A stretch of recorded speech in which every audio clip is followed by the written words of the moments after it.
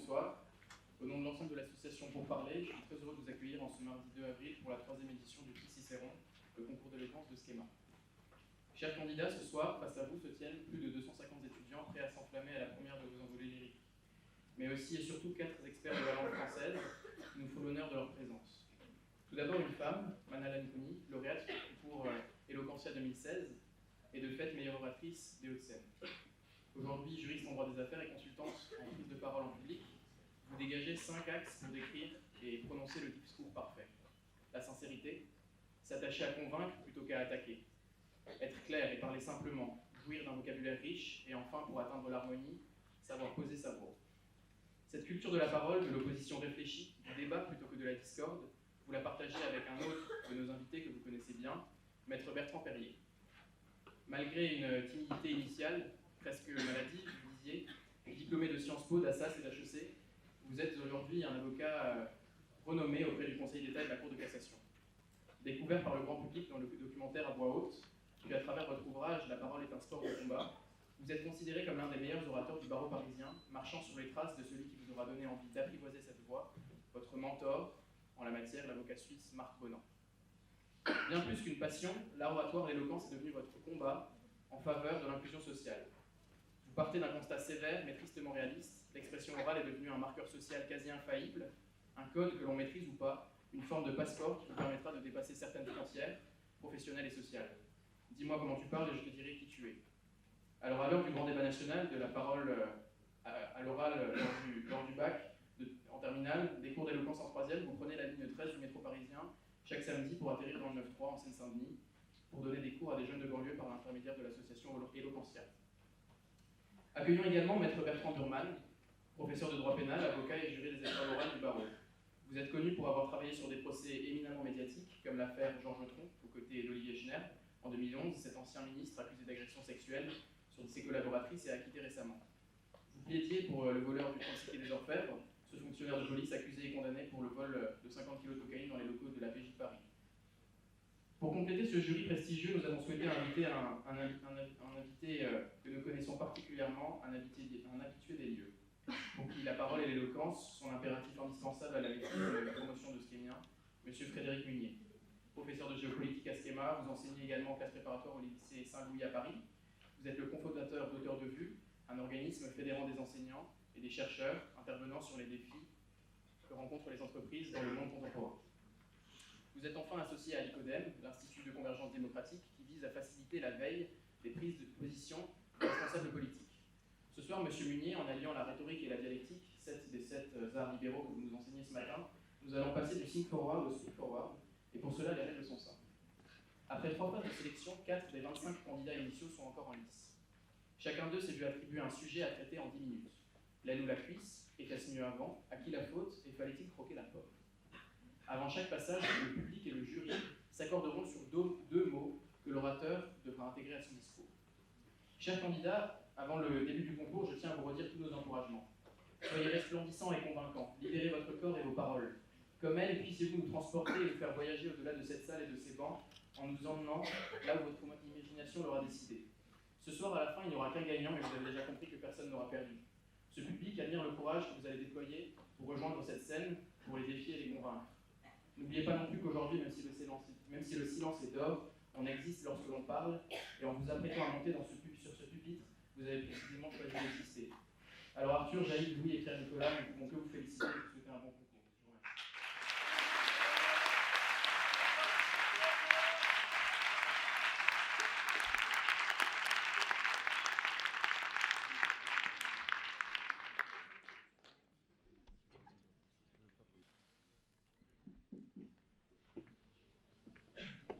Je vous remercie. Bonsoir. Messieurs, vous 4, je voudrais d'abord commencer par vous féliciter.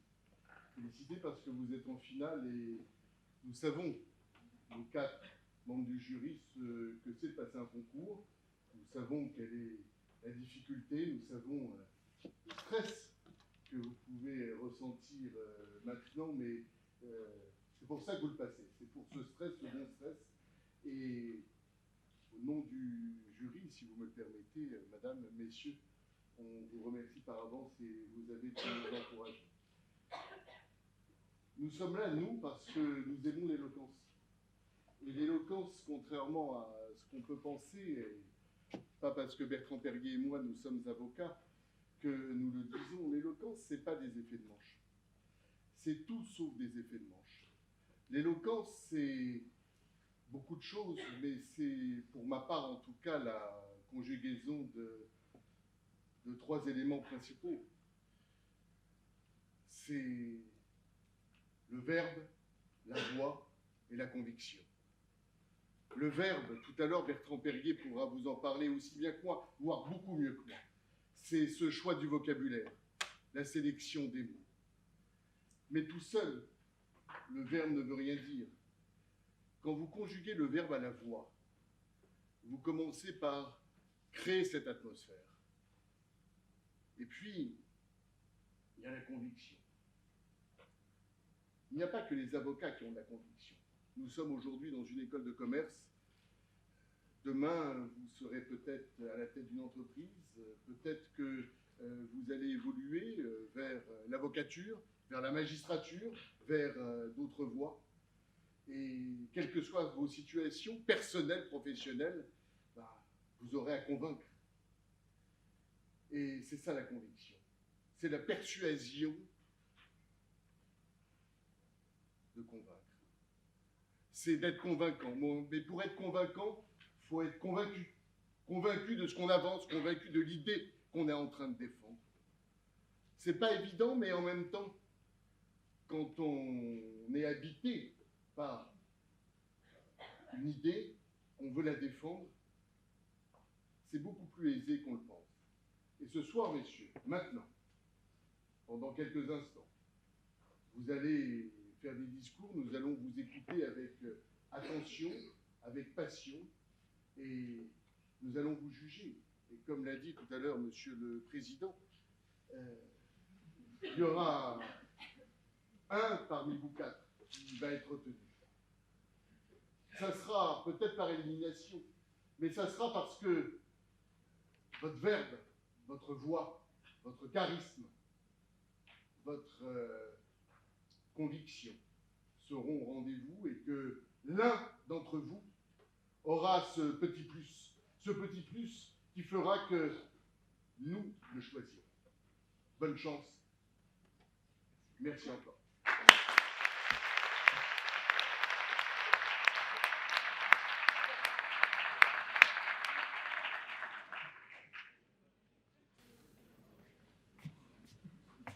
Bonsoir à tous.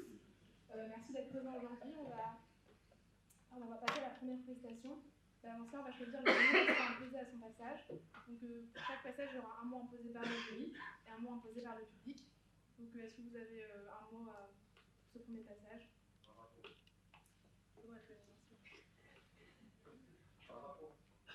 Parapente. Très bien. Et le deuxième mot? Parapente et choucroute seront les 2 mots sur le passage d'Arthur Cavour-Foucault avec le sujet la cuisse. Donc, bon courage à tous.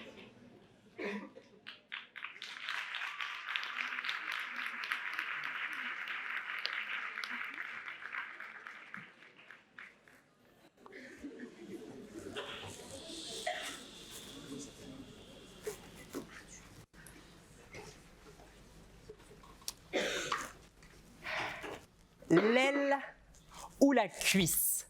Bonsoir à toutes et à tous. Ce soir, nous parlerons donc volaille. Ces doux gallinacés qui peuplent nos campagnes et nos assiettes. Dindes et chapons n'auront plus aucun secret pour vous. À l'issue de mon discours, vous pourrez briller en société en répondant correctement à la question « Jean-Michel, je te sers une aile ou une cuisse ?» Nous convoquerons tour à tour les grands penseurs qui, avant moi, se sont penchés sur la brûlante question du poulet braisé. De Jean-Pierre Coff à Maïté, en passant par Albert Camus, je vous dirai tout. Enfin, et pour finir en beauté, je vous ferai la liste exhaustive des cailles, perdrix et autres gibiers qui peuplent nos forêts. Alléchant, n'est-ce pas? N'est-ce pas? Honorables membres du jury, respectables membres de Pourparlers, Schémien, je vous ai menti. Non, ce soir, nous ne parlerons pas de volaille. Non pas que notre gastronomie française ne manque de splendeur, ni même de valeur. La bonne cuisine française est un héritage que nous devons protéger et honorer.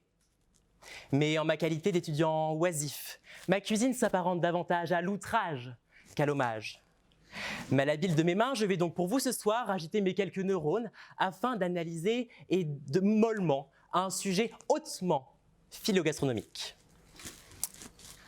L'aile ou la cuisse? C'est pour vous une question inoffensive, anodine, pire, elle serait banale. Une simple formule de politesse permettant de sustenter au mieux ses invités. Il nous faut alors discerner l'intérêt suprême du poulet, du sujet. Alors que vous n'y voyez qu'une simple question, j'y vois pour ma part un choix cornélien qui porte en son sein l'essence de ma première névrose. Revenons 2 jours en arrière.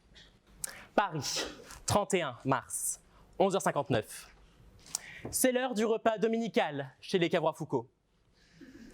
Ils en viennent au plat et le bon père de famille, les bras dans la sauce, lance à son fils cadet, sans aucune précaution. Alors Arthur, l'aile ou la cuisse? L'aile ou la cuisse? L'aile ou la cuisse? La cuisse ou l'aile? Vous rendez-vous compte, l'aile ou la cuisse? J'entends des voix. J'entends des voix.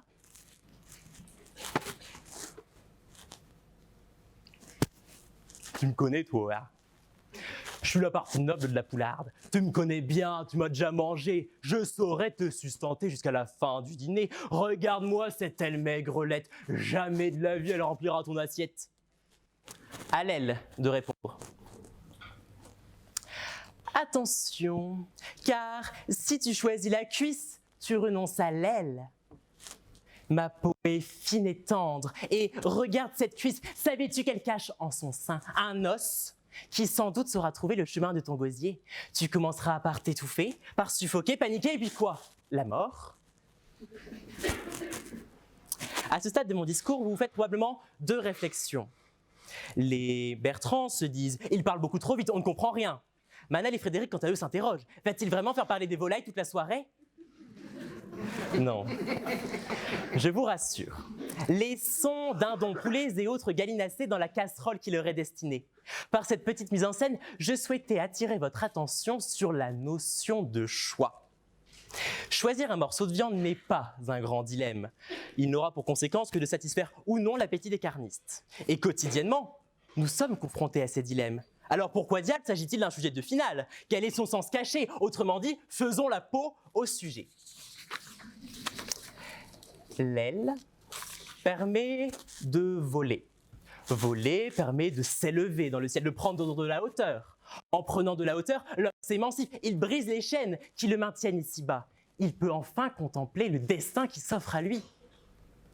À l'aile, on oppose la cuisse. Cette région du corps puissante, solidement ancrée en sol. La cuisse nous permet de marcher, mais aussi de ramper. Alors je parlais récemment à un ami qui m'a raconté son histoire. Un roi quelconque l'avait enfermé dans un labyrinthe. La tuile, vous me direz. Bref, il courait dans tous les sens et s'affolait, il avait les cuisses en feu et ne pouvait pas trouver l'issue. C'est là que mon ami, qui n'est pas une demi-buse, eut une idée. Il s'est fabriqué une paire d'ailes et s'est échappé de sa prison par les airs. Et si Icare était en réalité une allégorie de la vie? Cet homme qui, enfermé dans son carcan terrestre, n'a d'autre choix que de voler de ses propres ailes. À bien y réfléchir, c'est là même le sens de la vie, le parcours de chaque être humain. D'abord chenille, nous nous prélassons dans le cocon familial. Et un beau jour, une crise d'adolescence digérée, et on laisse place à un adulte beau et responsable. Responsable, tout du moins. Nos parents nous font le don de 2 cadeaux, des racines et des ailes. D'un côté, les racines nous renvoient au statut maternel, au rôle naturel de la mère. N'être que douceur, amour et bafouer, et avoir ses droits bafoués dans la société. Par dichotomie, on pourrait alors penser que le père, fort, conquérant et bien plus intelligent quant à lui, se charge de donner des ailes à son enfant. Un papa, une maman, la volaille, c'est important. L'auteur de ce sujet serait donc une personne profondément sexiste et pour parler, une antichambre de sens commun. Non, je m'égare sans doute. Revenons à nos dindons. L'aile serait cet élan vital qui nous porte dans chaque situation, tandis que les racines sont ce qui nous ramène à ce que nous sommes à l'origine. Néanmoins, cette vision, bien que poétique, ne nous aide guère dans le dilemme qui nous est proposé ce soir. Car maintenant, il faut faire un choix. À l'issue de cette soirée, il faut nous résigner. Non, je n'aurai pas le beurre, l'argent du beurre et le cul du crémier. Une décision s'impose car nous ne pouvons pas tout avoir dans la vie. S'il était là, André Gide nous dirait « Choisir, c'est renoncer, c'est faire de mauvais choix parfois. » Et notre ami Icare en a fait les frais. Mais imaginez 5 minutes, si les héros de la littérature et du cinéma ne faisaient que les bons choix, feraient-ils alors de bons héros? Ici, au premier rang, bonjour, je vois Antigone. Elle est en parfaite santé depuis qu'elle a choisi de ne pas enterrer son frère Polynice et que son oncle Créon n'a pas finalement eu besoin de la tuer. Juste à côté, nous avons la bien nommée Phèdre. Mais si, souvenez-vous, elle a eu quelques tentations envers son beau-fils, mais elle a vite choisi la raison. Tous deux dînent souvent avec Bella Swan depuis qu'elle a renoncé à cette histoire complètement farfelue de ménage à trois avec un vampire et un loup-garou. Non, vous le voyez comme moi, ces choix qui défient la raison n'en sont pas moins sublimes. Parfois, il nous est impossible de choisir ce que la raison nous dicte. C'est l'appel de notre instinct. Était-ce un mauvais choix que de porter les baskets un soir de finale? Probablement. Mais ce choix, aussi irrationnel qu'il soit, me définit et me distingue peut-être des autres. Afin de donner de la matière à mon discours, j'ai décidé de réfléchir. Enfin, j'ai réfléchi comme un étudiant, c'est-à-dire j'ai ouvert une page internet et j'ai lancé dans le vide quelques mots. Elle, poulet, Antigone et André Gide. Je tombe sur un blog par un dénommé Albert, 1913.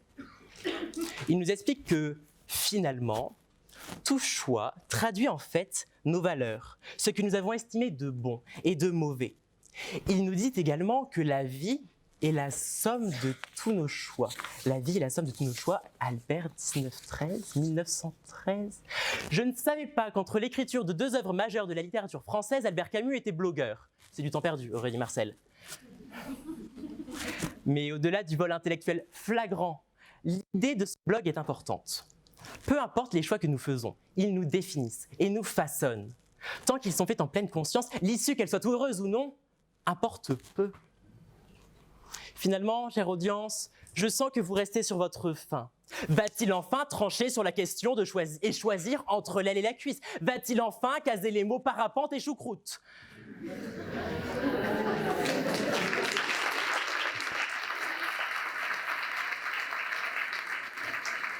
Vous attendez de moi une sentence. Vous voulez voir le sang couler, celui du poulet m'ayant interpellé tout à l'heure.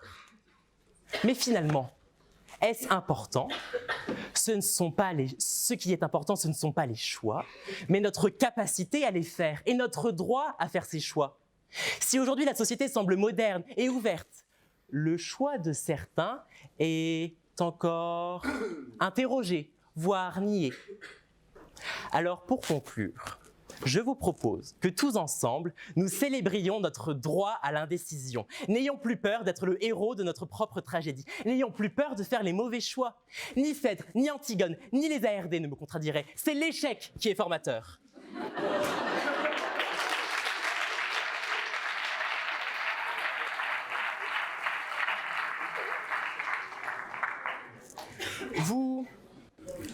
Vous ne choisirez ni l'aile ni la cuisse, car vous avez décidé d'être végane. Quant à vous, vous ne prendrez ni l'aile ni la cuisse, mais le solilès, car en fin connaisseur, vous savez que c'est la meilleure partie du poulet. Quant à moi, je choisirais plutôt de vous laisser la parole, car j'ai un film de Louis de Funès à regarder. Merci.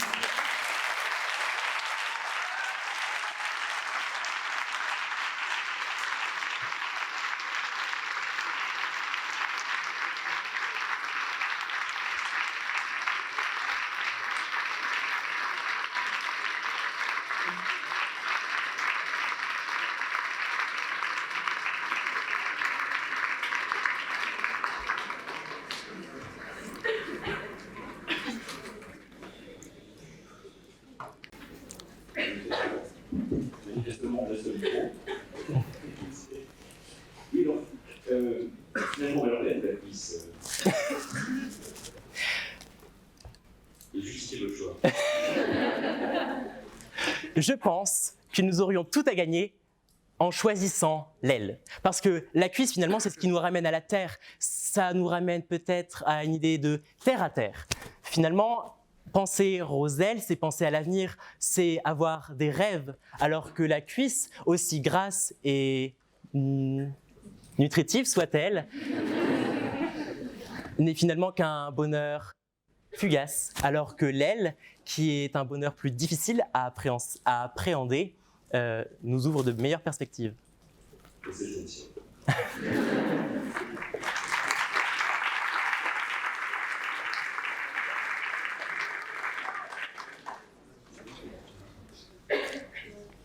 Est-ce que, selon vous, choisir, c'est renoncer?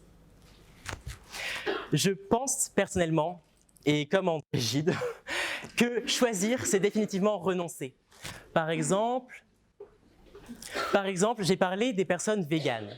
Être végane, c'est un renoncement absolu. Je les admire, car c'est renoncer à des milliers, des centaines de plats, de mets qui sont extrêmement bons, et c'est un sacrifice quotidien pour eux.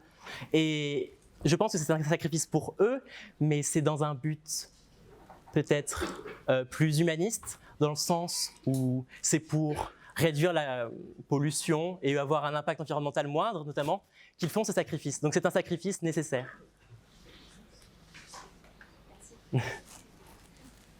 Bonsoir. Bonsoir. Moi, je vais vous faire une confidence. Je ne supporte pas les gens qui sont indécis. Donc, je vais vous demander de prendre position. Vous avez parlé de Jean-Pierre Coff et Maïté. Je vais vous demander de choisir. Vous expliquer votre choix entre Jean-Pierre Coff et Maïté. Et puisqu'on parle de l'aile ou de la cuisse, j'aurais bien aimé vous entendre un peu sur votre palais. Je fais référence à votre palais gustatif. Et j'aimerais bien que vous nous parliez un peu de vous. Et comme je une fois encore, je n'aime pas la décision, j'aimerais que vous défendiez un plat, un mets, en quelques mots bien sûr. Très bien. Je vais tenter de répondre à vos deux questions en une seule. D'abord, je choisirai Maïté, car elle a une bonhomie certaine que Jean-Pierre Coff n'a peut-être pas. Maïté, c'est toute notre enfance, c'est les vieux films qu'on voyait à la télévision. Maïté, c'est surtout ma grand-mère. Vous voulez que je parle de ma vie, alors allons-y. Depuis 2 ans, je vis chez ma grand-mère, dans la campagne belge. C'est un choix personnel que je regrettais peut-être au début parce que j'avais peur de perdre la vie étudiante, mais j'ai découvert bien plus. En plus des plats de la grand-mère, j'ai découvert une femme incroyable que peut-être nous pourrions apparenter à Maïté, une figure maternelle, bienveillante et toujours à mon écoute. Pour défendre un plat, je défendrais peut-être le bœuf carotte, celui de ma grand-mère, qu'elle a l'habitude de me faire. En tant qu'étudiant, je cuisine très mal, comme je l'ai dit. Mais grâce à elle, elle m'apprend ce que mes parents ne m'ont jamais appris, c'est-à-dire à cuisiner et à être. Et je pense vraiment que lui rendre hommage ce soir est important.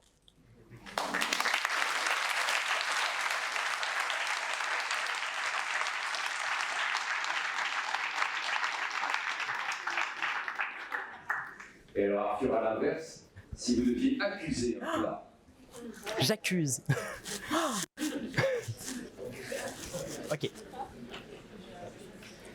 Ce soir, j'accuse. J'accuse les germes et les graines de gangréner notre société. Je me suis rendu récemment dans une Biocoop. Un vendeur au teint livide m'a accueilli, il m'a dit « Bonjour, vous voulez des germes? On en a au soja, au millet, c'est super nutritif, c'est super bon. » J'avais envie de lui dire « Mais buvez du sang, mon Dieu !»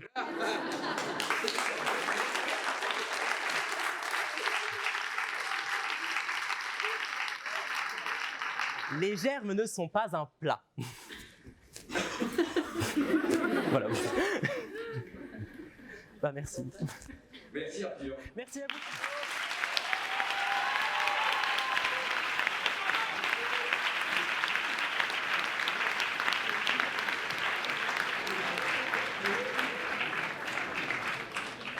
Passons maintenant au deuxième candidat.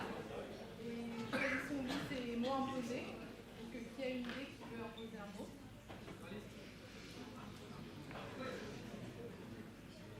Quelqu'un a un mot? Crevette. Et le jury se également. Carnivore. Carnivore. Crevettes et carnivores seront les mots imposés à Pierre-Nicolas Payen avec le sujet était-ce mieux avant. Bonne chance.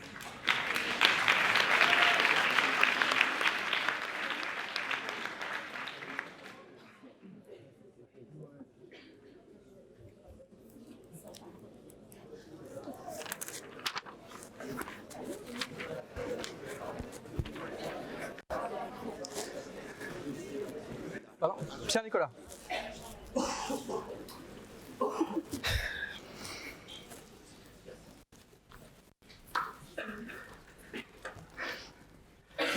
Était-ce mieux avant? La pensée d'un homme est avant tout sa nostalgie, disait Albert Camus.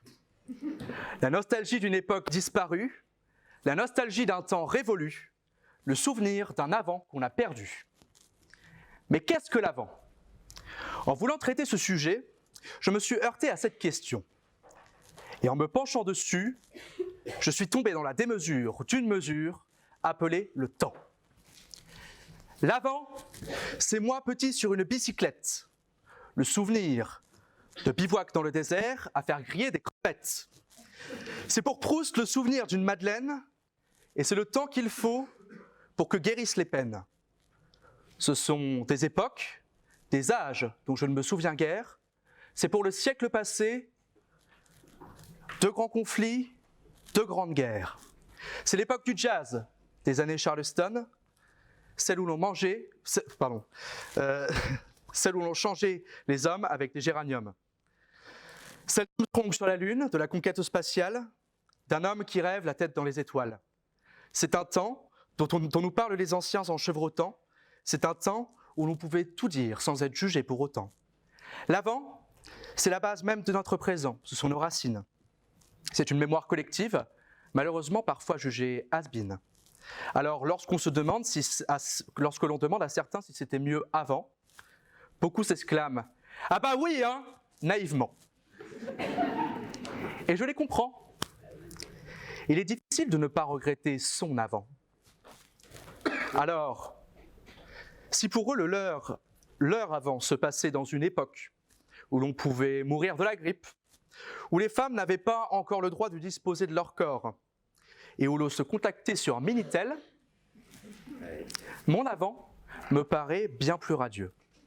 C'est le temps des plaisirs enfantins, des jeux dans la cour de récréation, des parties de cartes, ou encore de mes premières lectures.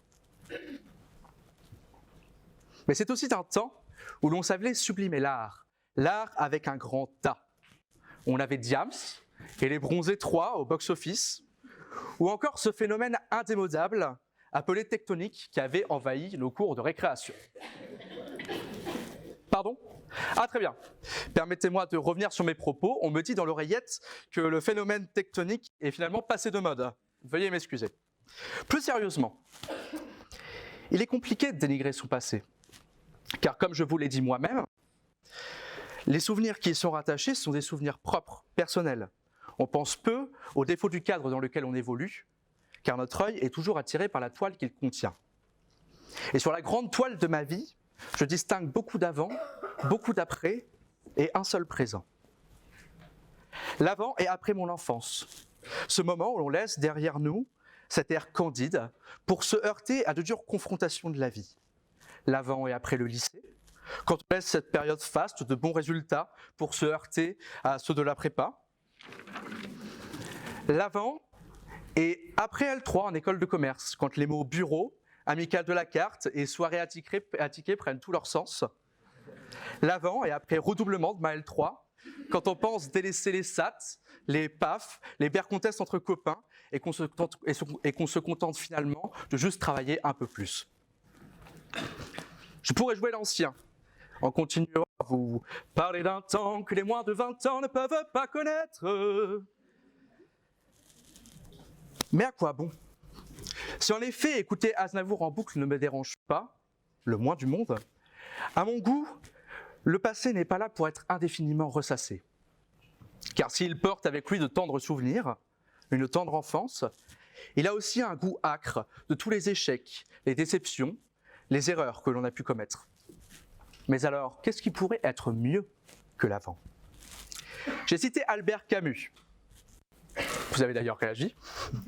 Dans mon introduction, permettez-moi maintenant de citer un tout autre registre, Maître Oogway, la tortue sage de Kung Fu Panda. Ce dernier nous dit « Hier est derrière, demain est un mystère, et aujourd'hui est un cadeau. C'est pour cela qu'on l'appelle le présent. » Bien que la source soit douteuse, je trouve qu'il y a des paroles, qu'il y a dans ces paroles quelque chose de profond, de beau, de vrai. L'instant présent est un cadeau. Et en dépit du fait que cette phrase pourrait être le nom du nouveau tube de Matt Pokora, les propos sont à mon sens bien fondés. C'est un cadeau d'être ici face à vous. C'est un cadeau d'être dans cette école, dans ces associations, de voir mes amis venus me supporter, de savoir mes parents en train de regarder le live depuis l'Inde, d'ailleurs je les salue. Tant de cadeaux à l'instant T qui ne peuvent que me réjouir de vivre ce moment. Mais le présent est bien limité. Là, je me réjouis car ma position est confortable. Elle me le permet. Je vis un moment agréable, j'ai donc de quoi profiter de cet instant, aussi éphémère soit-il. Mais qu'en est-il des mauvais moments? Est-ce qu'à ce moment-là, le présent a plus de valeur que le passé? N'était-ce pas mieux avant? Indéniablement, si. Et donc ma démonstration s'écroule. Oogway, le cadeau, tout ça, ça ne tient plus la route. Mais c'est sans compter un facteur temporel dont nous n'avons pas encore parlé. Je vous l'ai dit précédemment, je perçois le temps comme une mesure démesurée. Et si le présent prend une part minuscule sur cette échelle du temps, que le passé en prend une conséquence, elles ne sont rien comparées au futur, dont l'étendue est presque infinie. Et cette étendue temporelle infinie nous offre une quantité tout aussi grande d'avenir envisageable. Incertain dans un premier temps, l'avenir prend tout son sens quand il est vécu à l'instant T, à l'instant présent. Il est le terrain des actions passées, présentes, ou, avec un peu de hasard, l'on bâtit sa vie. Les souvenirs sont là pour nous rappeler d'où l'on vient. Le présent est là pour nous dire qui nous sommes. Mais aucun des deux ne peut nous imposer ce que nous serons. Auquel cas, il devient carnivore, il mange notre propre intérêt. Nous n'avons pas d'emprise sur le passé. Nous subissons le moment présent, mais nous sommes maîtres de notre avenir. Pour conclure, j'ai donc la réponse à la question. Était-ce mieux avant? Non. Pour moi, le mieux sera après. Comme disait Jean Jaurès, il faut avoir aucun regret pour le passé, aucun remords pour le présent, mais une confiance inébranlable dans l'avenir. J'ai donc une confiance inébranlable dans mon avenir, même si le mien à court terme paraît un peu incertain. On en reparle au Bercomtesse de l'Amicale. Merci.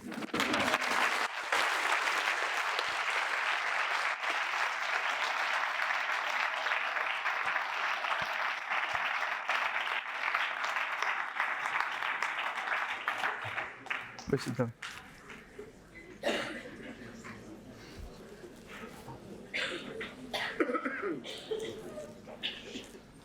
Bonjour. Alors, moi, ma question, c'est si tu avais une machine à remonter le temps, Oui. quelle époque as-tu choisi?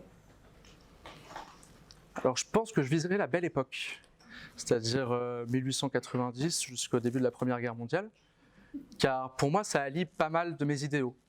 C'est-à-dire un idéal où l'on prône l'homme, où l'on prône le savoir-vivre, le savoir-être, la haute couture, etc. Ce sont beaucoup de mes idéaux et beaucoup de choses qui me rythment au quotidien. Et pour moi, c'est une époque qui sera en adéquation avec mon rythme de vie. Bonsoir. Bonsoir.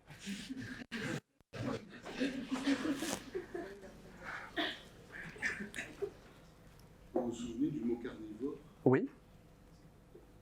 J'ai peut-être un problème d'ouïe, mais je ne l'ai pas entendu. Ah, je l'ai mis pourtant. Ouais. C'est pas grave. Ah oui, on a des problèmes parce que nous, les 4 membres du jury, on n'a pas entendu, mais je fais confiance au... D'accord, bah si, je l'avais mis, je l'avais... Bien. Alors, Pierre-Nicolas, Oui. au final, qui êtes-vous? Qui je suis? Oui. Oh là, cette question est difficile, moi-même, j'ai du mal à me cerner. Qui je suis? Je suis un enfant du monde, j'ai beaucoup voyagé, j'ai vécu à beaucoup d'endroits, j'ai vécu dans beaucoup de cultures. Et aujourd'hui, eh bien, je suis échoué. Alors, je ne sais pas si le terme échoué convient, mais je suis ici à Schema et ça me plaît tout particulièrement. Je suis quelqu'un qui me suis laissé porter par la vie, même pour ce concours. À la base, je me suis inscrit comme ça pour voir comment ça allait se passer. Et bon, voilà ici. Donc, je suis un rescapé d'un naufrage, si on veut appeler ça comme ça. Pour compléter la question Oui. de madame, si c'était retour vers le futur, Oui. ce serait quoi? Alors, du coup, ne pas aller dans le passé, c'est partir dans le futur. Pour moi, comme je vous l'ai dit au sein de ma présentation, le futur est totalement incertain. Et je ne tiens pas à savoir ce qu'il me réserve. Parce que c'est là toute la beauté de la chose. Comme je l'ai dit, ça nous sert, c'est le terrain sur lequel on bâtit son avenir. Et justement, c'est là tout son intérêt qu'aujourd'hui, je vis dans l'instant présent et je ne cherche pas à savoir ce qu'il y aura demain, étant donné que chaque jour, je me donne moi-même à bâtir mon demain. Voilà. Pierre-Nicolas, j'admire le fait de citer Jean Jaurès en école de commerce. Et vous avez dit que Jean Jaurès avait une grande foi dans l'avenir. Et sachant qu'il a été assassiné à 54 ans, Oui. est-ce que finalement il n'a pas été démenti? Vous savez, l'avenir, c'est pas forcément une enveloppe charnelle. L'avenir, c'est ce qu'on laisse aussi aux autres. Je pense que Jean Jaurès, aujourd'hui, a laissé son impact, tant bien en France que dans l'histoire. Alors, non, mais...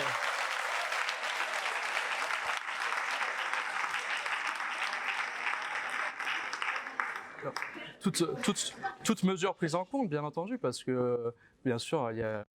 Mais c'est un impact qu'on laisse dans l'histoire. Aujourd'hui, la mémoire, c'est pas seulement quand nous on vit et puis après il n'y a plus rien. Donc c'est un peu ça cette idée avec Jean Jaurès. Bon, Nicolas, merci. Je suis historien, j'ai apprécié ce que vous venez de dire, mais moi je vais faire baisser le niveau. D'accord. Je me suis senti complètement has-been pendant votre présentation, Oui. parce que j'ai essayé de les coordonner à ma cravate, et alors je me suis demandé en vous regardant, mais alors est-ce que les chaussettes font partie de l'avant? Est-ce que les chaussettes font partie de l'avant?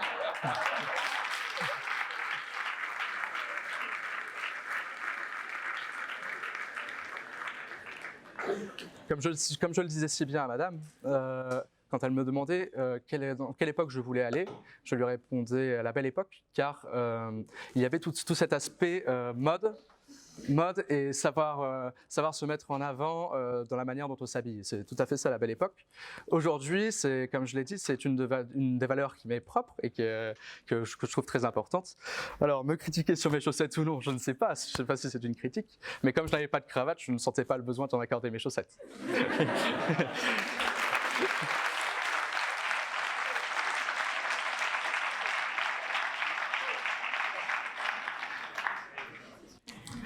Merci bien.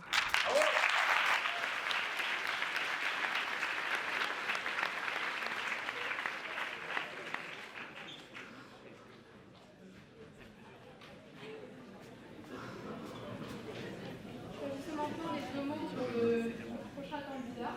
Quelqu'un a une idée dans le public? Baleine. Et le mot du jury? Nain de jardin. Baleine et nain de jardin.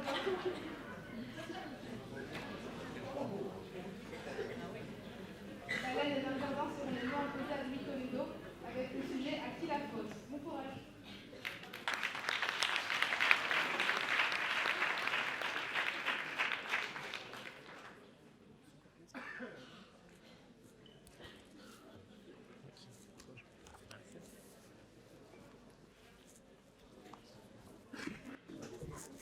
Bonjour.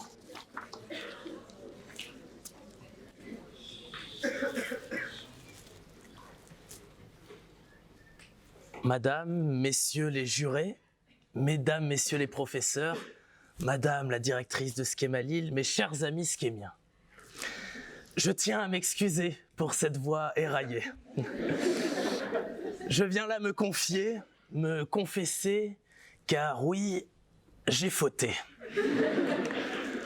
Fraîchement revenu du Trophée des Arts, je me suis laissé tenter tant que j'en ai perdu le ton par les vices et les plaisirs que Barcelone et Tarragone ont pu nous offrir.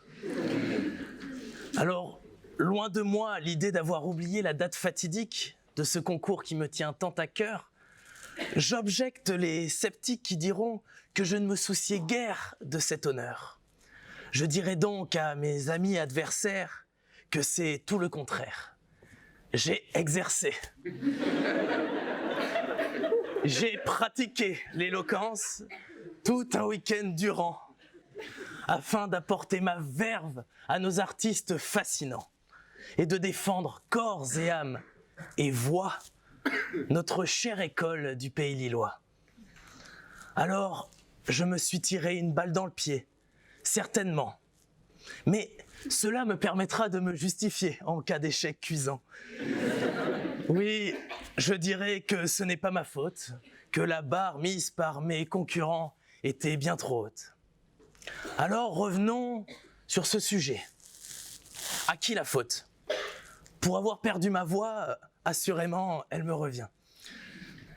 Comme moi, elles sont des millions, des milliers, des milliards d'excuses qui chaque jour sont proférées en quelque sorte des ruses qui ne laissent aucune place à la vérité. Oui, elles sont là dans l'unique but de dissimuler, de cacher son incompétence, sa méconnaissance, son manque de jugement, sa perte de tempérament, son incompréhension, son appréhension. L'excuse est à la faute, ce qu'ici à schéma en amphibé, le joker est à la chope, inévitable.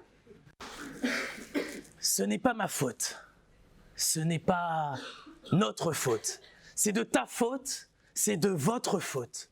On ne cesse d'entendre cela. De la bouche des enfants ou des plus grands, des fainéants ou des vaillants, des baleines ou des gens sans haleine, des lâches ou des courageux, des nerveux ou des plus doucereux, des politiques ou des avocats, des hommes sans éthique ou des hommes de loi. La faute est cuisinée à toutes les sauces. Elle est mangée par tout le monde et tel ce kebab délicieux à 5 heures du matin, personne ne sait ce qu'il y a dedans. Oui, on serait tenté de lui trouver son sens grâce à ses synonymes, et un en particulier, l'erreur. Alors la faute ne serait qu'un passage, qu'un mirage, qu'un vague trouble de l'ordre, qu'une virgule mal placée ou qu'un pendule déréglé. Prenons cet exemple sémantique. Dans la précipitation, je n'ai pas relu ce mail si important et j'ai laissé une coquille presque délibérément, apparemment. Cette faute d'orthographe, en plus de me priver de ce stage si cher, me laisse un goût terriblement amer. Comme Baudelaire, acharné à traquer la faute, le cheveu fou, la plume vigilante, je me consterne et me demande si j'aurai vraiment ma place à l'école de la connaissance. Plutôt, revenons à ces tendres années affligeantes de mathématiques de prépa, où j'étais coutumier de ces fautes triviales, banales, multiples bémols de mes copies qui bouillonnaient de bavure. Accolé à ces 12 zéros que je récoltais, se trouvait toujours ce même commentaire de mon professeur à bout de nerfs.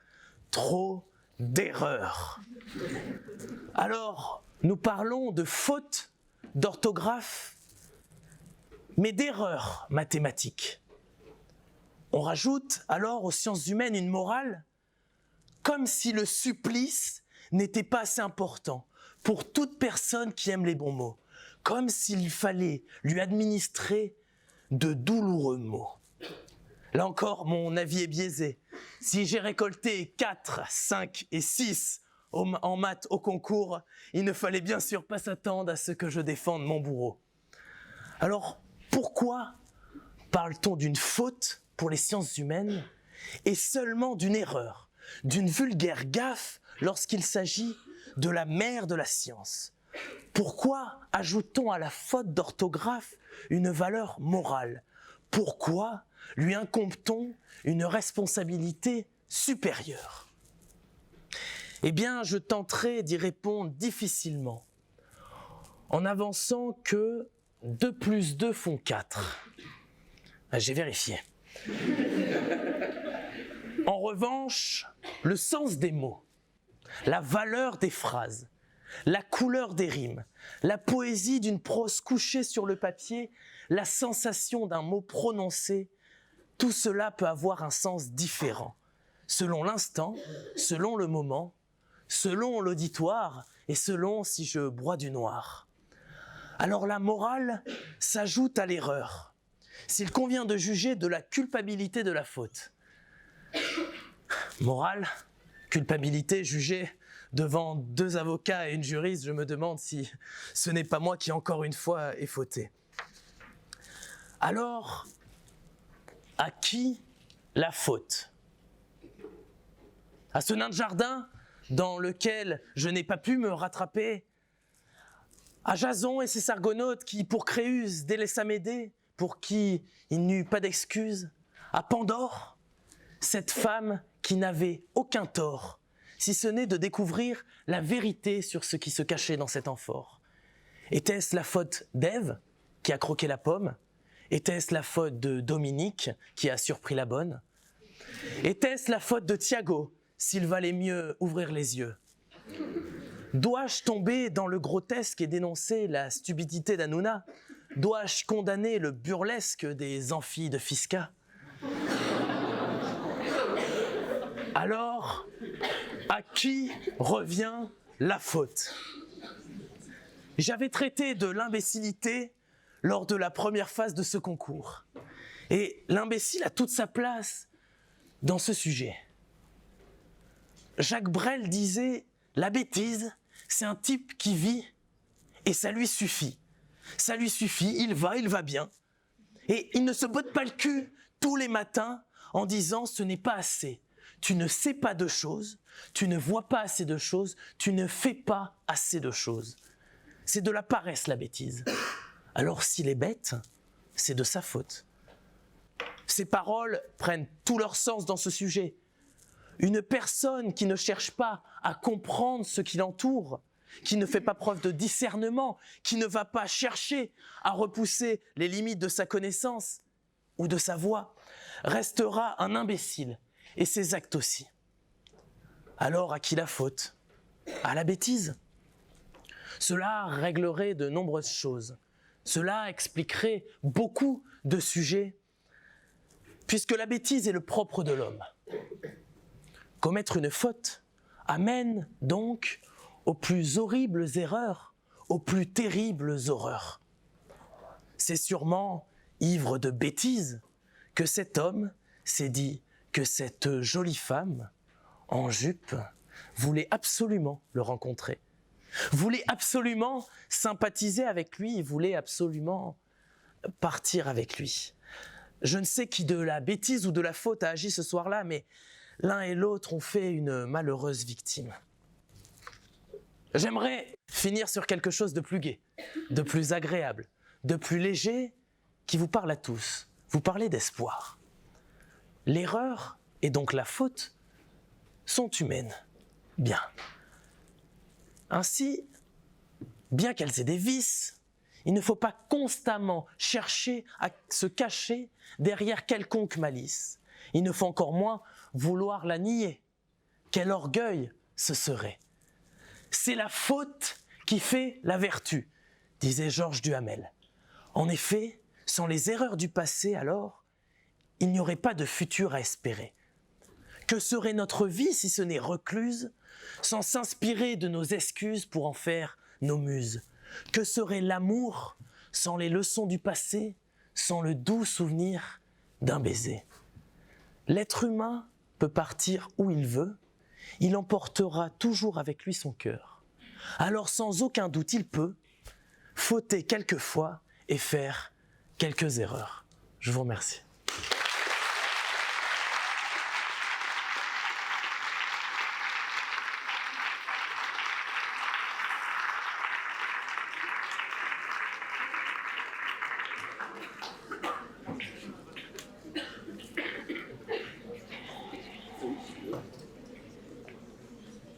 Et Louis, et si l'on remonte vraiment très loin dans le temps, À qui la faute dans le péché originel?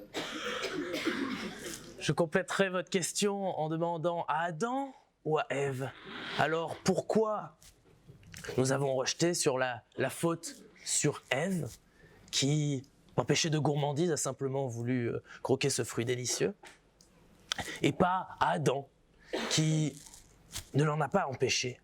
Alors, cette question, si depuis des millénaires, personne n'y a répondu, je pense que je ne serai pas capable ce soir d'y répondre. Moi, j'allais un tout petit peu moins loin que Bertrand.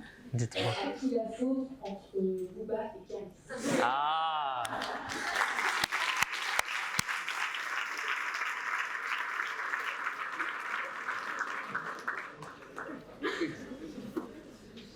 J'ai hésité à en parler. Merci. Je m'en doutais. Qui de Booba au Caris? Qui cogne le plus fort? Qui saura en Tunisie ou en Suisse faire régner l'ordre sur le rap game? B2O, sûrement. Je dirais que j'ai parlé de bêtise. La bêtise l'emporte et est immatérielle. Elle s'envole et peut atteindre tout le monde. Et elle s'envole, mais pour autant, elle n'a pas besoin de se retrouver dans les aéroports. Merci. Pour être un peu plus grave, vous avez dit tout à l'heure que vous ne vouliez pas défendre votre bourreau. Alors, vous aimeriez défendre qui, en fait?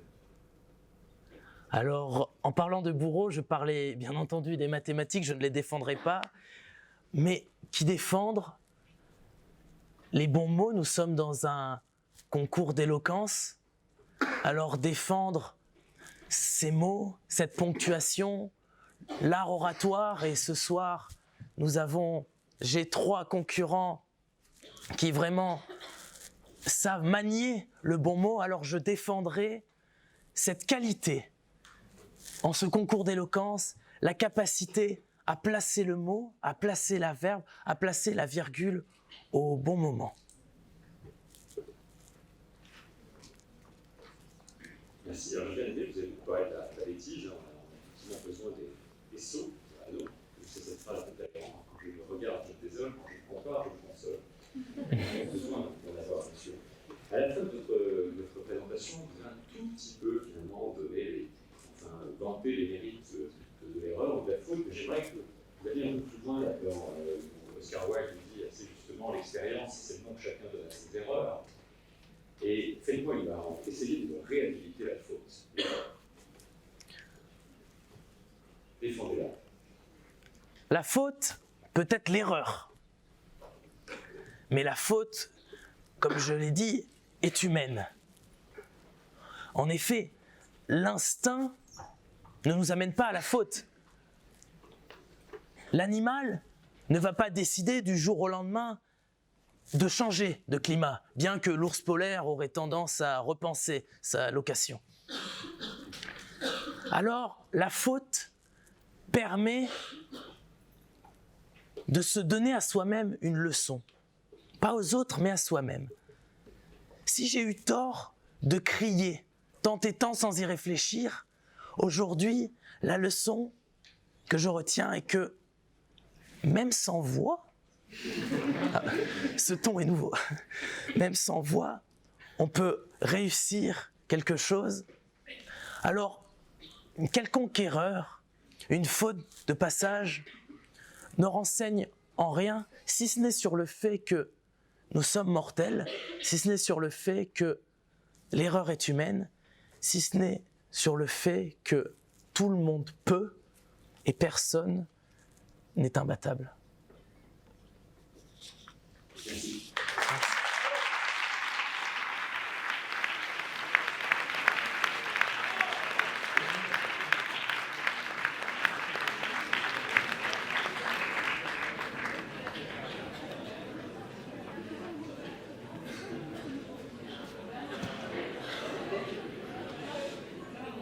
Maintenant, les mots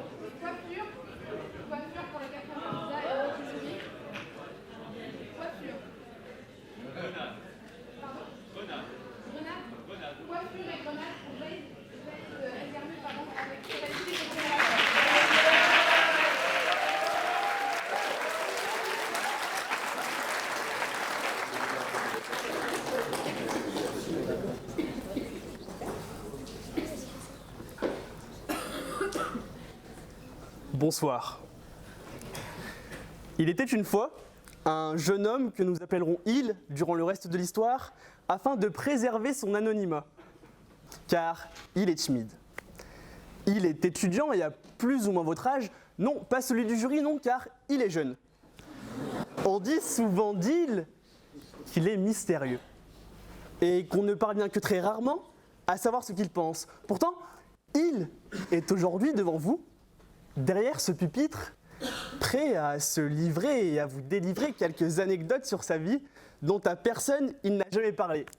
Donc oui, vous êtes en quelque sorte privilégié et je vois bien à vos yeux que le suspense a suffisamment duré. Je pense être démasqué. Il, c'est moi. JHD coiffure pour les intimes.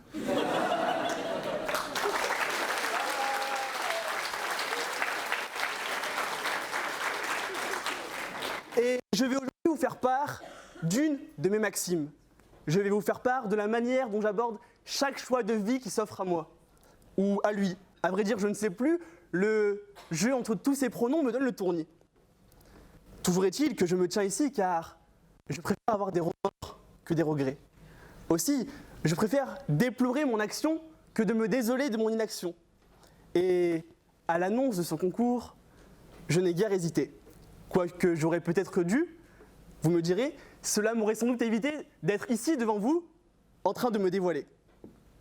Je n'ai pas hésité car je dirais que j'ai été tenté, non pas par la gloire et les récompenses, mais plutôt de vous voir et de vous dire tout ce que je pense. J'ai sans doute été envoûté par Polymathée, muse de la connaissance et de l'art oratoire. Et j'ai succombé. J'ai succombé car il n'est que moi, un homme, en somme, enclin sur terre, les pieds dans l'humus, à ressentir ces désirs que sont la tentation de la vie accompagnée de tous ces stimulus. Et si la parole est un sport de combat, je décide ici, armé de mes rimes, de sortir du silence. J'en profite aussi pour vous faire part d'une énième perdition, et rien que d'en parler, j'en frissonne. Il faut bien que je le confesse, j'ai fauté, je l'avoue, j'implore votre clémence, car oui, j'ai croqué ce fruit défendu qui aujourd'hui n'épargne personne. Voilà, je me lance. Tout me plaisait chez elle, si bien que je n'étais pas le seul à la convoiter.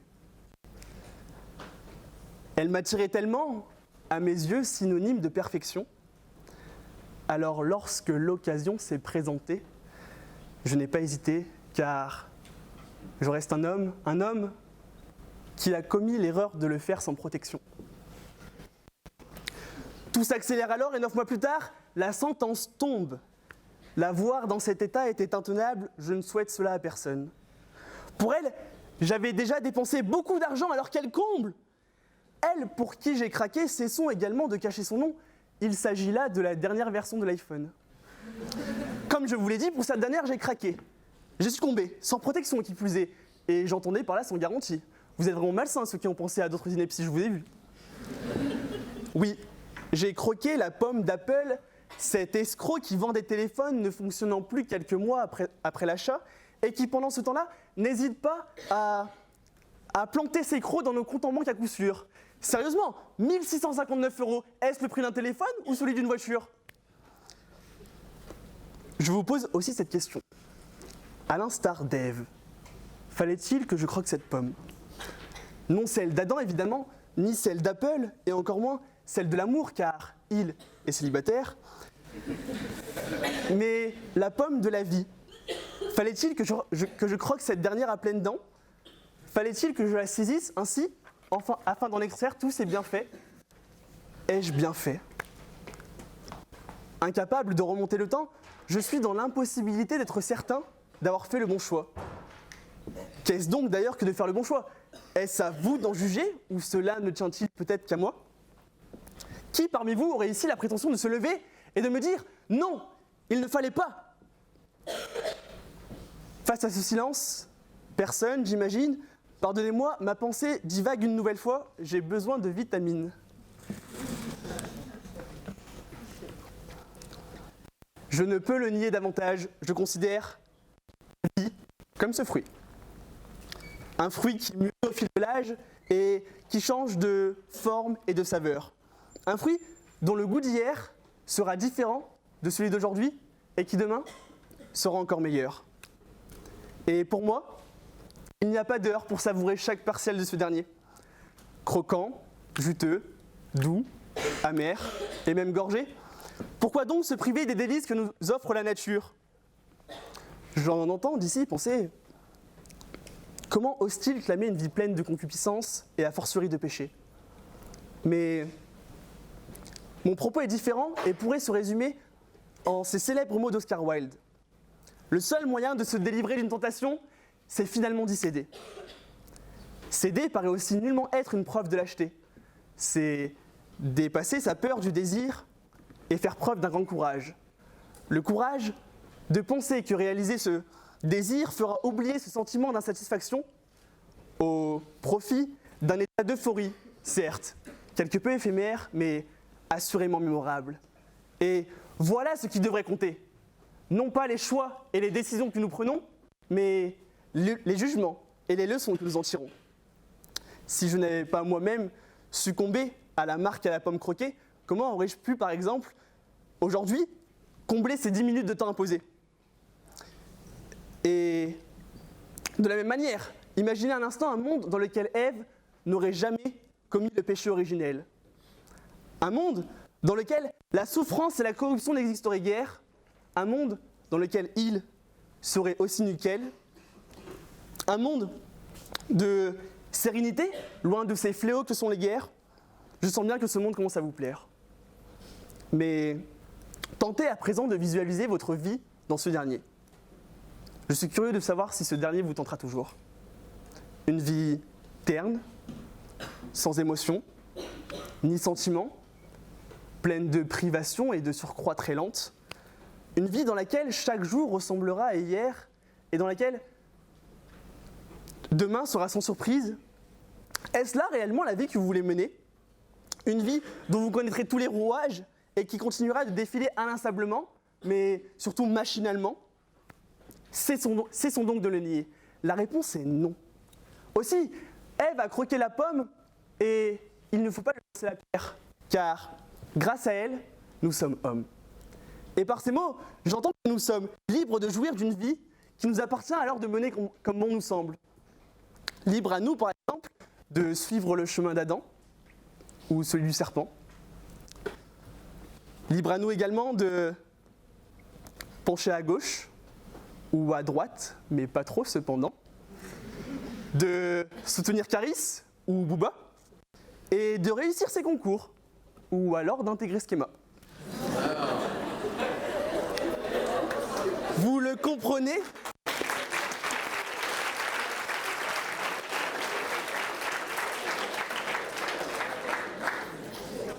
Vous le comprenez, j'en suis à présent certain.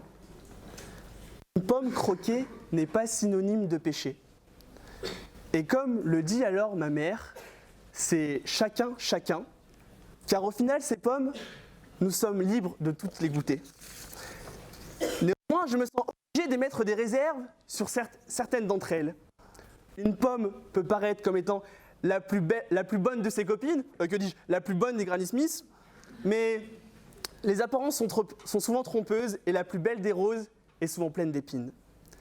Méfiez-vous alors du faux désir et du désir impossible qui transforme le bonheur en frustration et qui escorte, non par les escaliers, mais par l'ascenseur, l'espoir à la déception.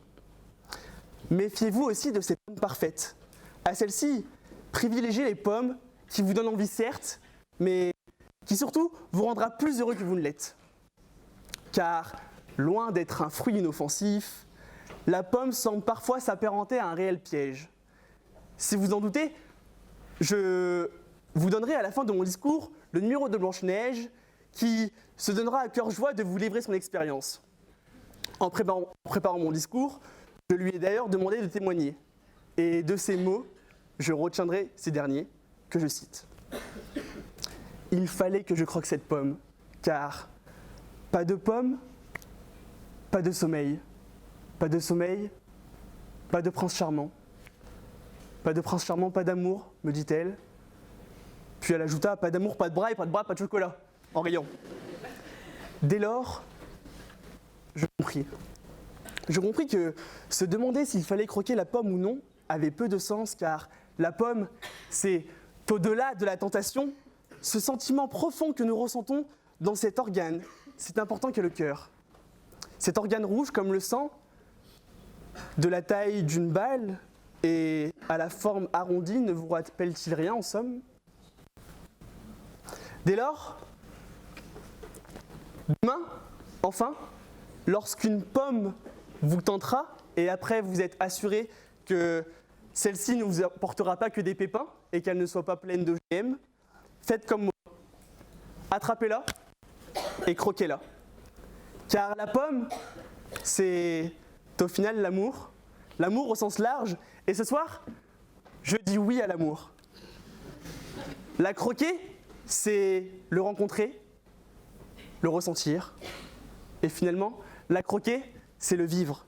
En fait, je dirais même que la croquer, c'est vivre. Et ce soir, il veut vivre. Toi, je dis oui à la vie.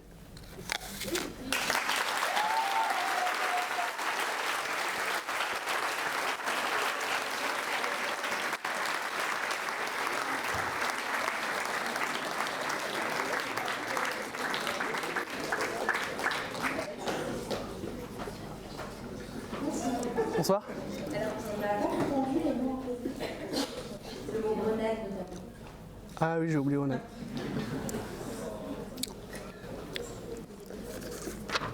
C'est vrai, j'ai parlé de la coiffure, mais grenade m'est sortie de la tête, pour être honnête. Bah, du coup, je vais vous aider un peu. Moi, ma question, c'est pourquoi pensez-vous que l'histoire a davantage retenu la pomme plutôt que la grenade? Que l'histoire, j'ai pas entendu. A davantage retenu la pomme plutôt que la grenade.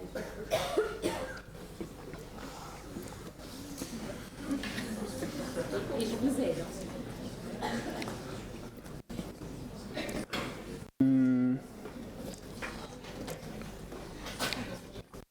Parce que je dirais que le péché originel renvoie au fruit interdit qui est le fruit de la connaissance. Le fruit de la connaissance, cette pomme qui est beaucoup plus marquante que la grenade. Cette pomme qu'on a beaucoup plus tendance à voir quotidiennement, à la fois dans les supermarchés, dans nos assiettes. Et donc forcément, ça marque plus qu'une grenade.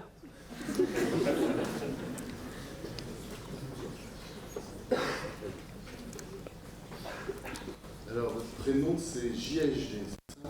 C'est Jaïd. Jaïd, mais alors votre surnom? Oui, c'est bon, son nom. Votre petit nom.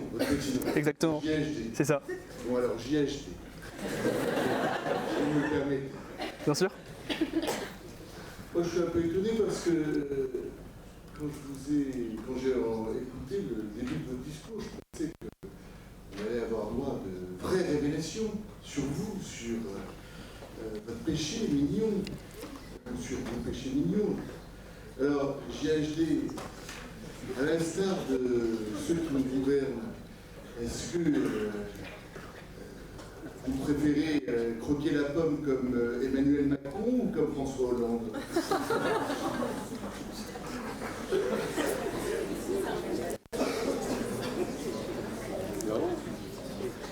Pour me mettre à dos aucun membre du jury, je préfère croquer celle-ci.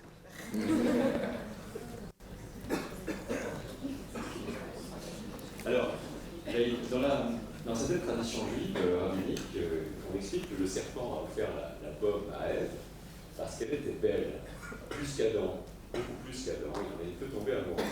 Alors voilà, dans votre histoire, c'est vous qui avez croqué la pomme. D'où ma question, qu'est-ce qui vous fait penser que il, c'est le plus beau gosse des 4 candidats?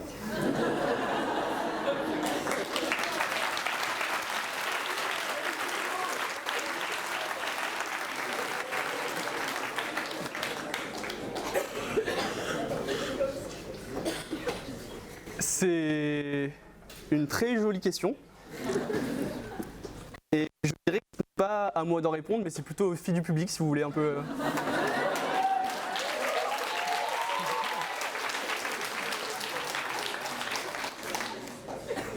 Et j'ai, pour prolonger cette question et ce début de réponse prometteur, tu nous as dit « je dis oui à l'amour ». Et quand tu dis oui à l'amour, qu'est-ce qu'il te répond?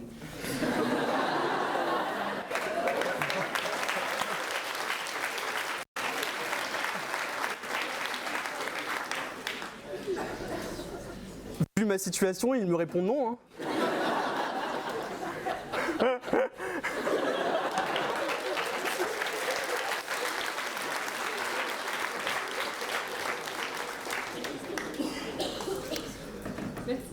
Merci à vous. Merci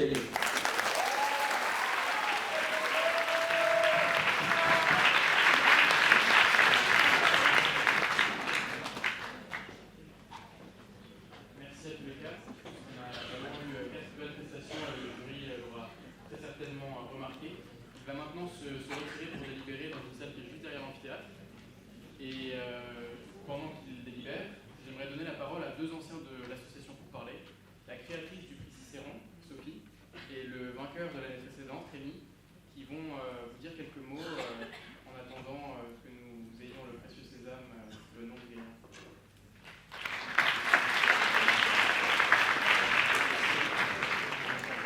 Alors, monsieur Bernier, ne prenez pas ombrage. Je vais certainement demander à quelqu'un de venir devant, vous incarner, parce que je vais vous apostropher, n'est-ce pas?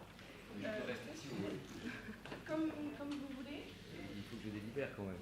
Délibérez donc.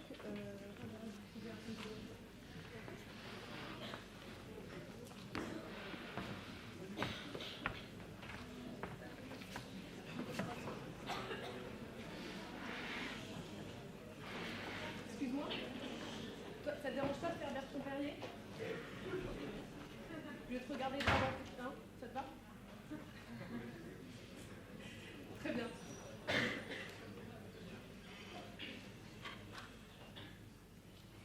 Quelle émotion et quelle fierté. Cette 3e édition constitue un événement remarquable de l'histoire du prix Cicéron. Il y a 3 ans, une trentaine d'étudiants se lançaient dans une auguste aventure, celle de doter Schema d'un concours d'éloquence avec une aspiration, un espace d'expression et l'opportunité pour les schémiens de briller par la parole. Et une ambition ferme, la présence un jour d'une figure incontournable de l'éloquence, Monsieur Bertrand Perrier.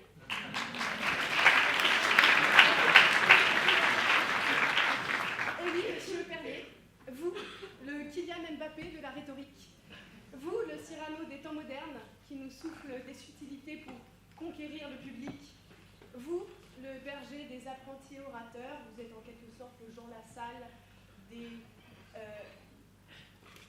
de l'éloquence. Qui d'autre que vous donc pour consacrer ce concours? Pour la 3e édition, vous voilà. Merci. Un peu plus sérieusement maintenant, ce succès revient à l'ensemble des membres de l'association Pour Parler, exceptionnels, qui ont travaillé au déploiement de ce concours depuis sa création, tous animés par le même goût du mot. Félicitations donc au mandat 2018, vous avez réalisé ce à quoi nous n'osions que rêver. Enfin, félicitations et surtout aux Schémiens qui ont brillamment relevé le défi qui leur avait été lancé, démontrer qu'à Schema, on sait manier le verbe. Ce soir, je pense pouvoir affirmer devant d'éminents témoins, partis délibérés, qu'en plus d'être l'école de la connaissance de l'économie, Schema est aussi celle de l'éloquence. Félicitations messieurs et longue vie au prix Cicéron.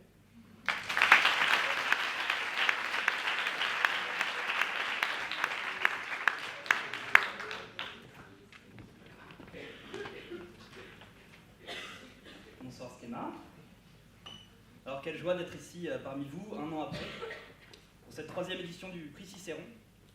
Avant toute chose, félicitations à Pour Parler pour le travail réalisé à l'occasion de cet événement, mais aussi tout au long de l'année, vous rendez extrêmement fiers vos alumni. J'aimerais maintenant, le temps d'un instant, vous permettre de rentrer dans la tête d'un candidat. Ces véritables guerriers ont dégainé l'art oratoire pour se livrer à une joute sans merci. Alors voici le cocktail d'émotions qui les a sans doute habités. D'abord, il y a la fierté, celle de pouvoir se présenter ce soir devant les Schémiens lors de cette ultime étape.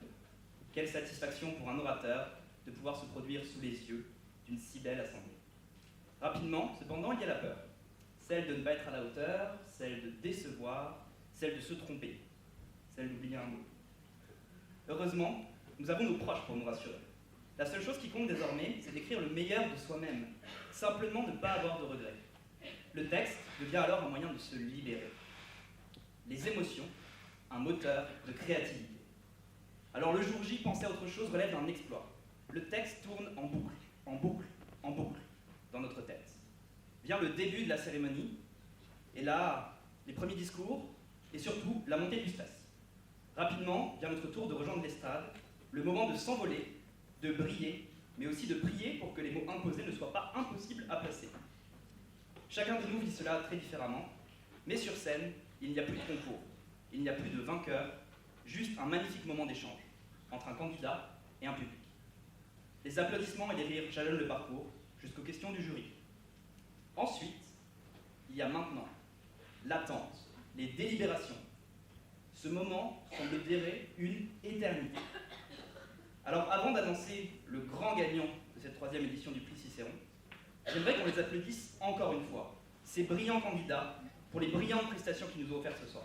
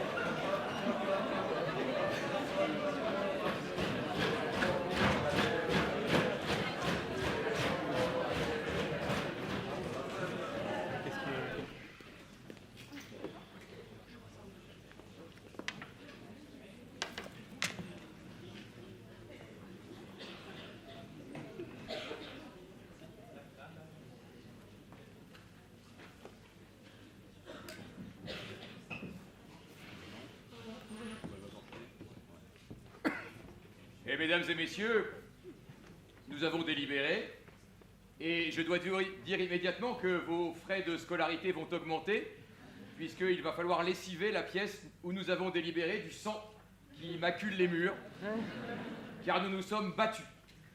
Et au physique, c'est évidemment Burman qui a gagné puisque Manal et moi n'y suffisions pas. Frédéric lui tapait sur le ventre et il rebondissait.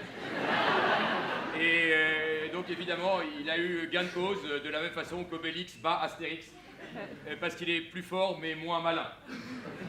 Et Bertrand Burman, on l'a dit, a défendu celui qui a volé 50 kilos de cocaïne au quai des Orfèvres. Ça fait des années qu'on cherche où est passée cette drogue. De toute évidence, elle est à Schema. Et les 4 candidats ont beaucoup consommé. Et notamment Arthur. Arthur, c'est pas un orateur. C'est d'abord un chorégraphe. C'est qu'il attend le concert de Beyoncé et ce soir, c'est sa répétition. L'aile.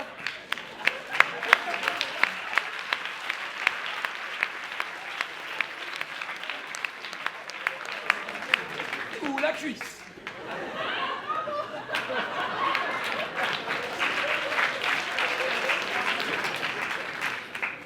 Et en même temps, c'était magnifique aussi cette plongée dans l'univers personnel d'Arthur, puisque vous avez bien compris qu'il est lillois d'adoption et que dès qu'il peut rentrer à Paris le week-end, il le fait. Ah, d'ailleurs, quand il fait l'accent du Nord, c'est magnifique ce... Ça, on sent qu'il n'est pas de là, tu vois. Lui, c'est Versailles, mais transplanté, tu vois. C'est un peu comme quand Giscard d'Estaing allait chez des éboueurs, tu vois. Et donc, il fait l'accent du Nord. Bon, c'est un peu voilà, bon. On a fait des films avec ça et ça a eu du succès, donc il n'est pas exclu qu'il y en ait un peu. Mais la plongée dans la vie familiale Et le déjeuner dominical d'Arthur, je cite, « Mon père a les bras dans la sauce ». J'espère que vous y visualisez l'image du mec. C'est pas juste qu'il prend une cuillère comme tout le monde. Non, c'est les pierres à feu. Tu vois, le mec, il a les bras dans la sauce. Tu vois, il s'en sort pas mal, finalement, à Schema. C'est une sorte d'ascension. C'est l'ascenseur républicain. Parce que sinon, ils ont le bras dans la sauce, mais ça fait des grands cheveux, ça fait des grands cheveux. Alors, après, il nous dit « Ma peau est fine et tendre. » Alors moi, je repars ce soir, mais Bertrand reste. Et je pense qu'il y a le début de quelque chose. Il a été crémier dans une vie antérieure. Ça se voit un peu, d'ailleurs. Il goûtait ce qu'il vendait. Et le cul du crémier peut être quelque chose, après tout dans la sauce aussi, et qui va, comme ça, germer et baigner. Et ce sera formidable. Tu boiras du sang au Biocop. Tout ça est totalement dégueulasse. Et puis le mec est quand même pote avec Icar. La drogue. Enfin, la drogue.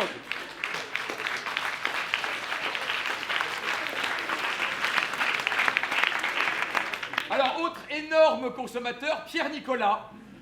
Puisque Pierre Nicolas, donc, non, c'est pas seulement qu'il n'a pas de chaussettes, c'est qu'il n'a pas non plus de pantalon à sa taille.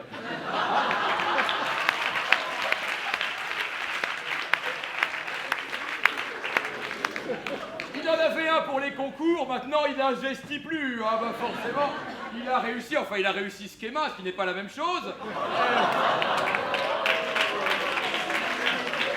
Moi, je m'en fous, je ne serai jamais réinvité, donc je m'en fous. Et donc, là encore, la drogue, puisque le mec te dit, on changeait les hommes avec des géraniums. Le mec, il les fume, les géraniums, depuis l'évidence. Et puis alors, il nous dit, moi, je me souviens avant et après mon enfance. Mais avant ton enfance, il n'y avait rien, mon pote. C'est-à-dire que le mec se souvient de sa conception. C'est dégueulasse.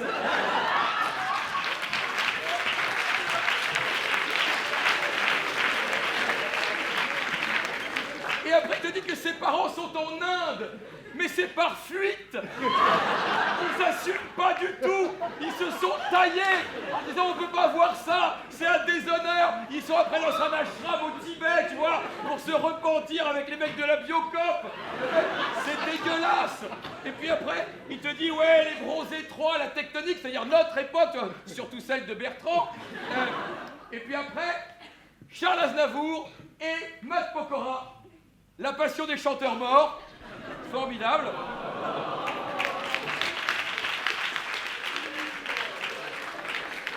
Et enfin, le mec te dit, l'avenir, ça n'est pas seulement une enveloppe charnelle. Et j'ai envie de te dire, bonne soirée.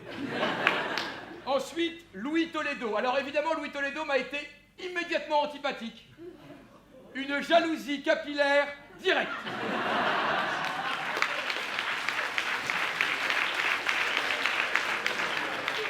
C'est scandaleux. Tu vois, là, il y en a pas assez, là, il y en a trop. Enfin, le mec est sur cheveux de riche, très clairement.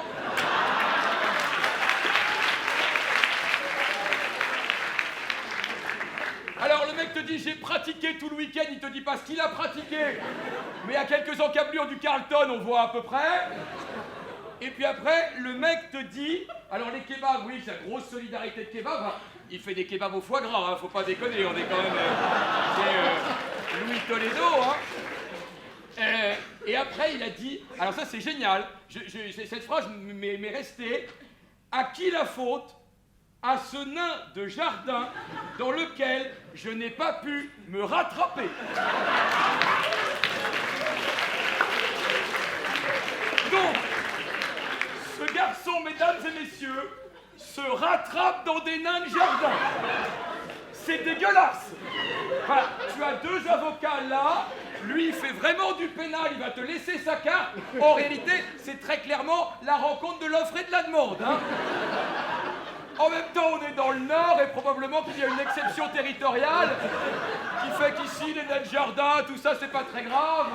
Si tes parents divorcent, ils demeurent frères et sœurs. Et également...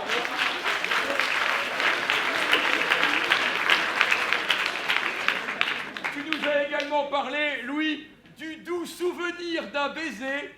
Et le mot important là-dedans, c'est souvenir. Bonne soirée. Alors, donc, ce qui fait évidemment obstacle à Louis Toledo, c'est la voix. Hein, le mec est la doublure officielle de Dark Vador, et il fait les publicités pour Strepsils. Alors, en revanche, Jaïd, c'est pas la voix, c'est le rire.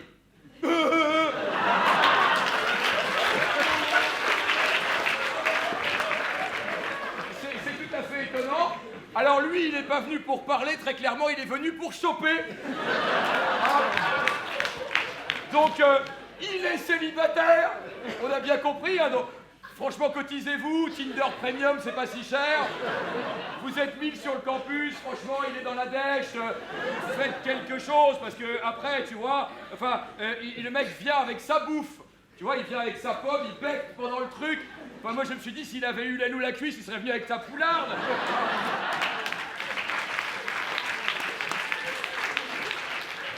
Dans le genre Maïté, hein, la copine du premier, Arthur, et après, bah, le mec te dit, oui, j'ai interviewé Blanche-Neige.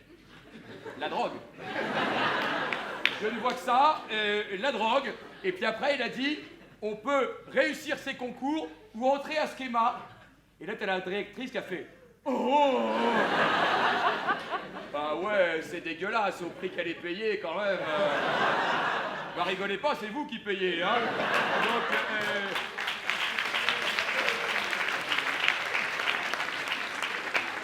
Donc voilà, tout ça pour dire des bêtises. Je vais reprendre mon train parce que moi aussi, hein, Arthur, j'ai fait mes vaccins, mais ils sont pas non plus, ils vont se périmer bientôt. Vous avez été magnifiques. Vraiment, je veux dire que tous les quatre, on a eu du mal, hein, on a délibéré vraiment sérieusement sur chacun, les mérites respectifs, voilà, les qualités de démonstration, les qualités de fond, les qualités de répartie aux questions aussi qui ont pour nous une grande importance, le fait de caser les mots, parce que l'improvisation aussi, quand on parle, a une importance, en tout cas à nos yeux, à nous, et puis les qualités formelles, bien sûr, la capacité à s'emparer de la scène. Et donc, il a fallu évidemment choisir, puisque nous n'avions la possibilité que d'un vainqueur, et donc nous avons pris nos responsabilités, et ce soir, le roi, c'est le roi Arthur.